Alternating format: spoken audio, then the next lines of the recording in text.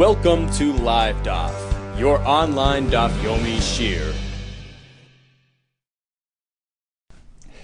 Shalom Aleichem and welcome back to today's Daf Hayomi Nedarim Nun Zayin. We are holding right on top of the Amen at the Mishnah. A fellow says, Koinam, Peiros, Ha'ilu Olai. These Peiros are also to me by way of Koinam, a kinui for carbon. So a nether to be off these fruit. Or Koinam Hein Alpi, by way of nether, that these fruit should not be consumed by me. Koinam Hein Lifi, another variation of the same idea.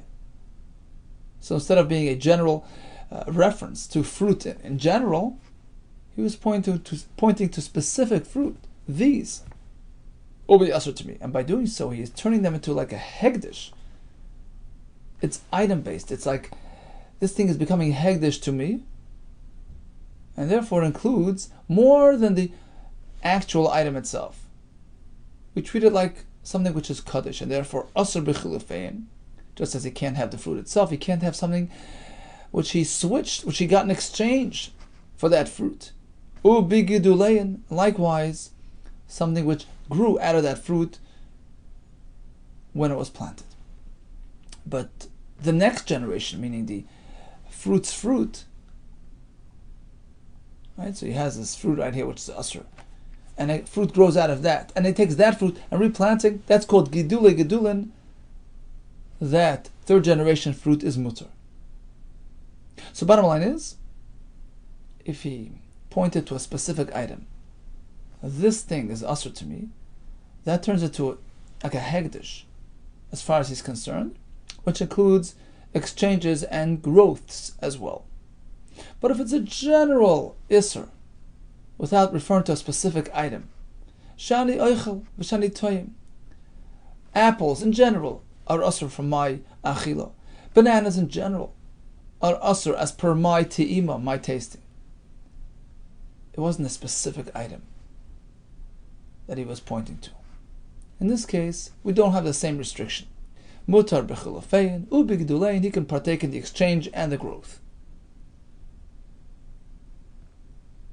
Provided, b'davar shazar oikala. When do we say gedulin amutar? And in the first case, when do we say gidule gedulin amutar?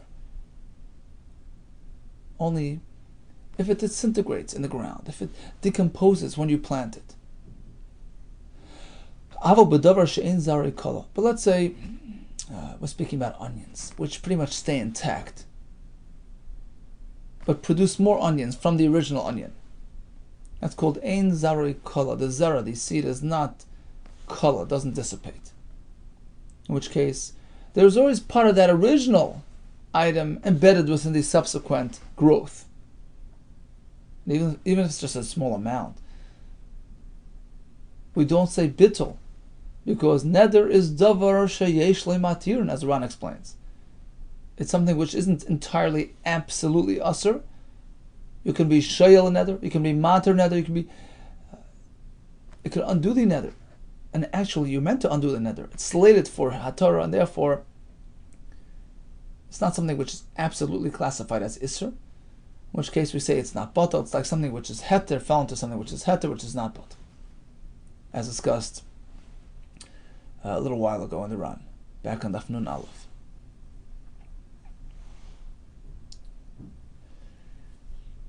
Okay, so if it's ein zarei kala, hafila gidul gidul nasurin, even if it's third generation, doesn't matter how far we go. If it comes from something which is asr like the neder, it's absolutely asr, whether it's a neder for this item in particular or a general neder against all apples. The bottom line is, the item is asr, in which case, what comes out of it, what grows out of it, which still has a piece of that item, because it was ein zarei kala, the original is still intact. So it's as though you are partaking in that original item.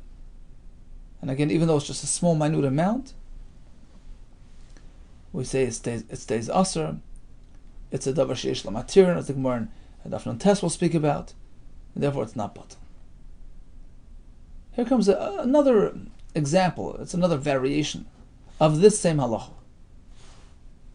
a distinction between two types of Nedarim, in which case one would carry more broader, consequences, Chilufin and Gedulin included, the other one would not include anything other than the item itself. He turns to his wife. Anything which you produce is usher to me. Variations of the same isser. All your earnings are usher to me. So it's a reference to a specific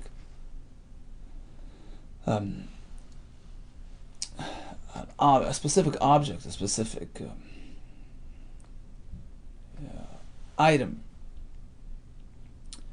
Now, even though her earnings are not yet here, it's not like a specific apple that he's turning to here, but that's enough to be considered yichud. It is a designation. Your earnings are also to me. It's not abstract. It's not theoretical. It's very specific and exact. And therefore, it has the same halach as before. What's asur? Her earnings themselves, and also the exchange and growth. Asur b'chilufein u'b'gdilein. But if he added, he says, look, regarding your earnings, he says, Shani oichel v'shani toyim. It's also for me to eat it, also for me to taste it. By adding these words, he's actually detracting. Because he's saying, look, I'm not going to taste, I'm not going to consume what you earn, what you bake, what you cook. If it's been exchanged for something else, or planted. Is he tasting the original item? No. And therefore, mutar b'chilufein u'b'gedulein. He can have the chilufin and the gedulin, and again, that is only b'davar shazari kola. In terms of gedulin, it only works when the original item just disintegrates and decomposes. So it's no longer here. Aval davar she'en zari kola, but if the original item is still here, I feel like gedul nasur, and the isser spreads and extends all the way till gedul, because you still have a bit of the original isser in there. So in summation, there are two types of Nedarim. One is specific, which turns the item into like hegdish as far as you're concerned, which includes anything switched or exchanged or grown from that item, even if the item disintegrates when planted. Because that thing grew from hegdish, it's asr. But if the general isser, no apples, or in terms of his wife's income, he said, your income I will not taste, I will not eat. That refers only to the item itself, but something which was exchanged for that item or grown from that item would be mutter. Provided it's zarai kala. But otherwise, if the original item was planted and it's still intact, when it produced the next growth, that subsequent growth contains part of the original item, in which case it's asr, just like the original. Continues the Mishnah with several more, expressions of Nedarim. Sha'at oisa, turns to his wife. Things that you produce, cook and bake and earn. Einei oichel ada Pesach. Right, your food, your cooking, I will not eat until Pesach. Sha'at oisa, whatever you produce, clothing that you sew. Einei miskas ada Pesach. Are also to me, also for me to use until Pesach. So it's an isser which expires at Pesach. Also solofne at Pesach. So in this case, even if she produced the item before Pesach, once Pesach passes, you're okay, because the isser terminates at Pesach. Mutar lechel v'skasas achar Pesach, can eat the item and use it and wear it after Pesach. But if he says sha'at oisa ada Pesach, whatever you cook and bake till Pesach, I will never eat. Or he says, Shat oisad Pesach, whatever you sew until Pesach, I will never wear. So the Zman of Pesach was in terms of the timeline of her producing the item. Whatever you produce before Pesach is usher to me, absolutely usher forever. So therefore, usher self at Pesach, whatever she produced before Pesach, is Asr, even after Pesach. Asr lechal v'zkases achar Pesach.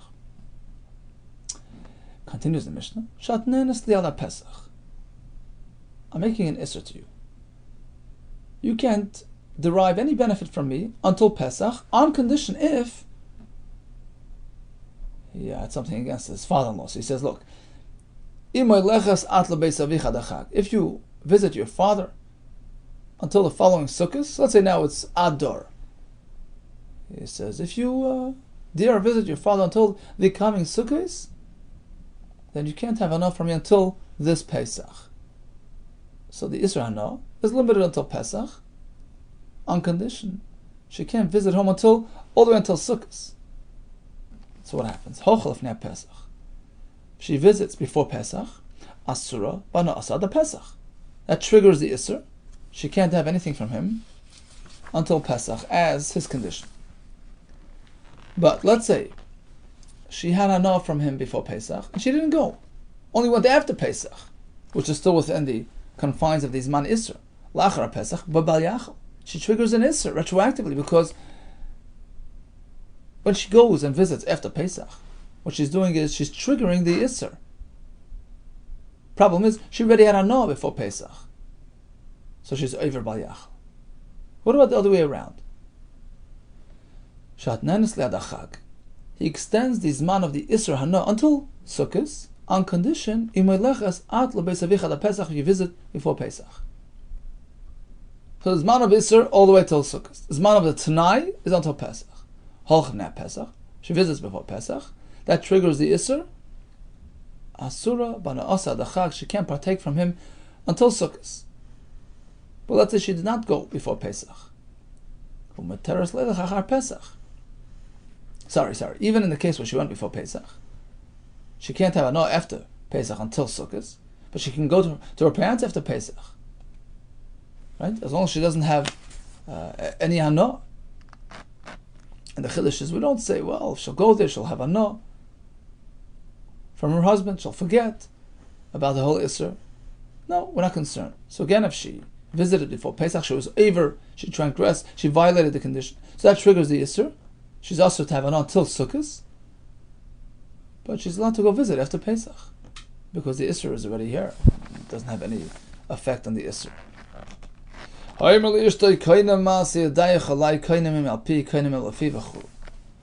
Says the Gemara, there was a story involving Yishmael, Ish Kfar Yama. He lived in this town at the beach, at the side, the Sfas Hayam. That's why it's called Kfar Yama. Some say Ish Kfar Dima. This fellow hailed from a town called Kfar Dima. In any case, he had an interesting question. He brought forth with himself a question. Hel biyadei literally means in his hands, but it's a term used to describe a question that he posed. So he verbally posed the question. What about a batzel? Here's an onion. She'akre b'shviyas. So it was picked on Shemitah. It has kedusha shviyas, but not b'shminis, and he replanted it the 8th year after Shemitah. And it grew. V'rabu gedulav al ikrei. And it increased, tenfold, right? The gedulim, the growths, outnumbers the original. So the original was a little onion, now suddenly, wow, sprouted into 10 onions. What's the halach? The question was as follows. We have a situation where gedulav heter, the growths are mutter. They grow in the 8th year. No kedusha shvi is there. V'yikroi aser, but the original is aser. What happens? V'kiven de rabu gedulav al ikroi. If the gedulim outnumber the original, do we say oisan gedulai heter malin as iser? Oiloi? Shall we say that the gedulim of heter, which are so much more than the original, are mevatel. They're mevatel, the ikr, and everything turns into a heter. It nullifies the kedusha shviyas. It all relates to the 8th year. Or shall we say no? They can't do that. Why? It says the Ran like this.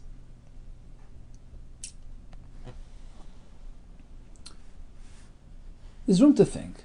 There's room to say that, you look at the quantity. Look, there's so much heter. Of course, that outnumbers the Isser and its batal.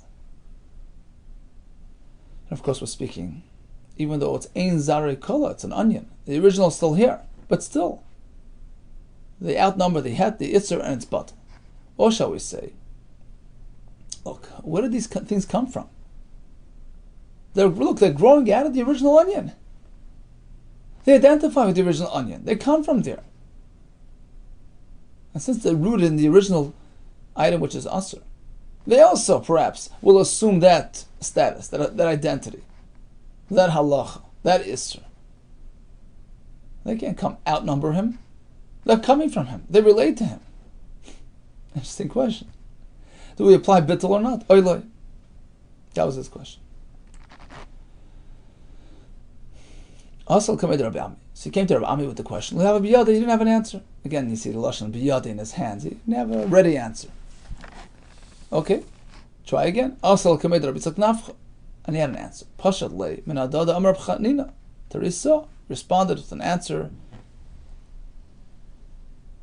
quoting Rabbi Chanina Teresa, who quoted Rabbi Yani as follows.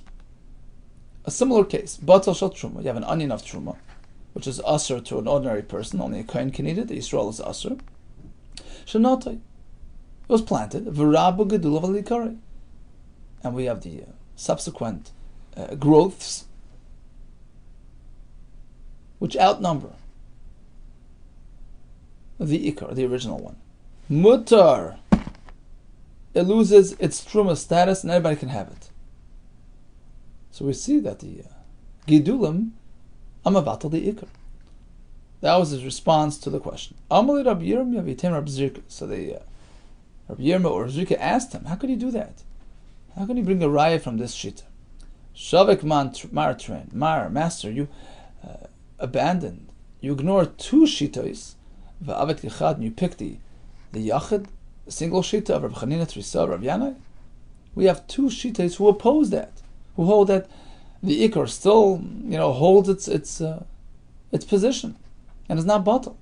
Ma'aninu train. Who are the 2 that you're referring to, who maintain that the ikar is not batal in this case? One is Rabbi Yehuda, and the other one is Rabbi Yehuda.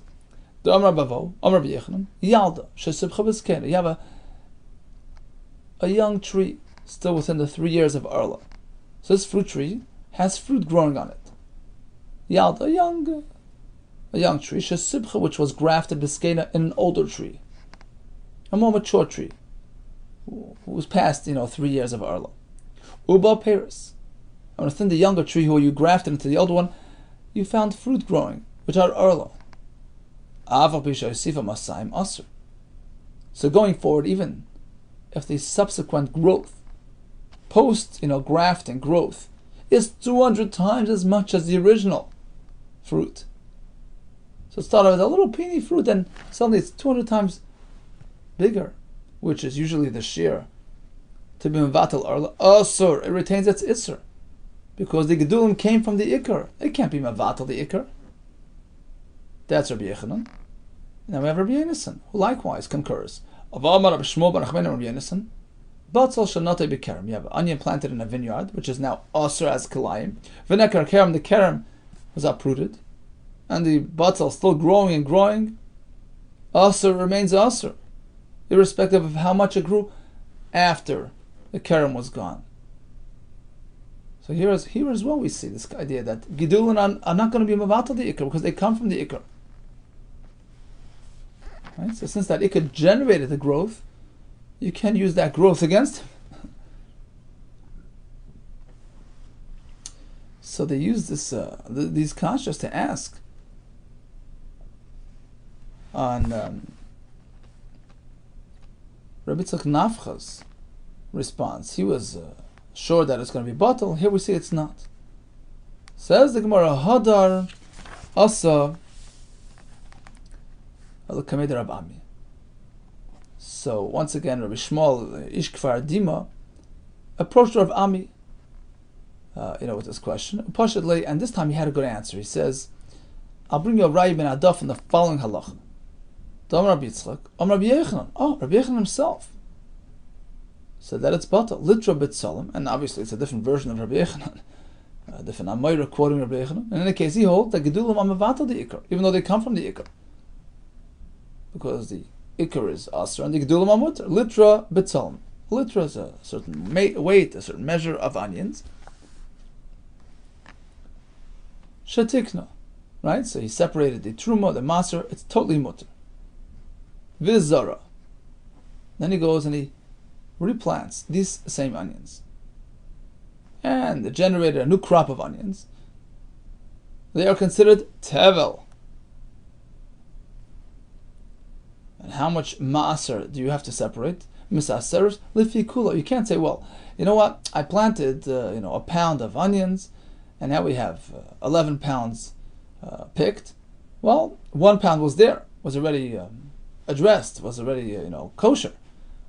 So the maser only has to address the 10. No, we don't do that. Misaseres lifi kula. You have to take maser from the full 11. Why? 1 pound was already mutter. Alma isan gedulim v'atan ikar. Clearly, the gedulim, which are now tevel, outnumber, nullify, mevatel, the ikar. And everything now assumes the new status of tevel. So we see gedulim amavatel the ikar, and a raya to our shaila. Well, says the Gemara, maybe there's a big difference. Dimul lechumra shani. Here you're going to chumra. You're allowing the gedulim to nullify the ikar, which was mutter, and now the gedulim, which are tevel, will turn everything into tevel. Okay, maybe lechumra you can do that. But there's no right to our shaila. We had a question about a batzal of shrias, replanted, generates growth, who are mutter. They're trying to be mevatel the ikar, make it mutter. That's a chiddush. Who says you can do that? Okay, to be continued Be'ez Hashem tomorrow. So it's just a quick, brief summary of today's daf. The Mishnah mentioned a couple of expressions of Nedarim. In the first half of the Mishnah, we had that distinction between a specific neder and a general neder. A general neder does not include chilufin and gedulim, but a specific neder, so a specific product, for instance, turns that into like hegdish, and it includes exchanges and growths. We had a husband turning to his wife and making her, earnings asur till Pesach till Sukkot, with conditions of visiting her father, etc. And we conclude with an interesting shaila. You have an onion, for instance, which is not zarei kala; it stays intact and it produces growth, which have a different status from the original. The original is asur and they are mutter, or vice versa. So we had some who said that, well, the gedulim amavatal the ikar. We had a kasha. Then we had another right that the gedulim amavatal the ikar. And we said, well, maybe that's l'chumra. But who's to say that if it's a situation of kula? Gedulim are trying to amavatal the isra and make it mutter. Who says that works? And Be'ez Hashem will continue this discussion tomorrow. May we all have much hatzlacha and b'suras tovos. Amen.